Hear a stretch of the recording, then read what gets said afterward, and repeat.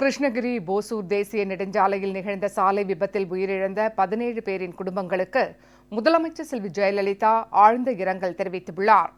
உயிரிழந்தோரின் குடும்பங்களுக்கு தலா 1 லட்சம் ரூபாயும், பலத்த காயமடைந்தவர்களுக்கு தலா 50,000 ரூபாயும் வழங்க முதலமைச்சர் உத்தரவிட்டுள்ளார்.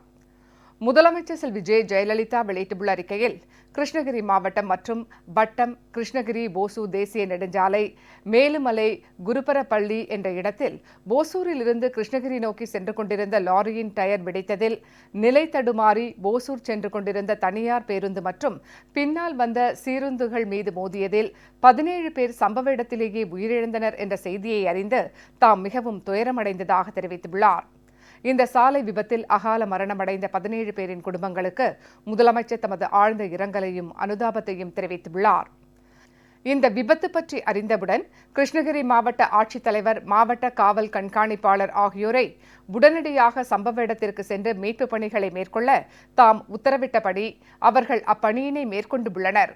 மக்கள் நல்வாழ்வு மற்றும் குடும்ப நலத்துறை அமைச்சர் டாக்டர் விஜயபாஸ்கர் மற்றும் கால்நடை பராமரிப்புத்துறை அமைச்சர் திரு பாலகிருஷ்ணா ரெட்டி ஆகியோரை உடனடியாக கிருஷ்ணகிரி சென்று உயிரிழந்தவர்களின் குடும்பத்தினருக்கு ஆறுதல் தெரிவிக்குமாறும், காயமடைந்து மருத்துவமனையில் சிகிச்சை பெற்று வருபவர்களை சந்தித்து அவர்களுக்கு உயரிய மருத்துவ சிகிச்சை வழங்கப்படுவதை உறுதி செய்யுமாறும் தாம் ஆணையிட்டுள்ளதாக முதலமைச்சர் செல்வி ஜெயலலிதா குறிப்பிட்டுள்ளார்.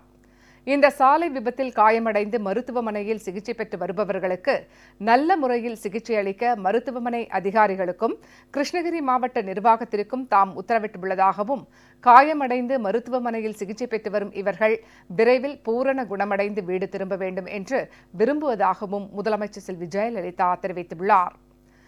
இந்த துயரச் சம்பவத்தில் உயிரிழந்த 17 நபர்களின் குடும்பங்களுக்கு தலா 1 லட்சம் ரூபாயும், பலத்த காயமடைந்தவர்களுக்கு தலா 50,000 ரூபாயும் முதலமைச்சரின் பொது நிவாரண நிதியிலிருந்து வழங்க உத்தரவிட்டுள்ளதாகவும் முதலமைச்சர் செல்வி ஜெயலலிதா தெரிவித்துள்ளார்.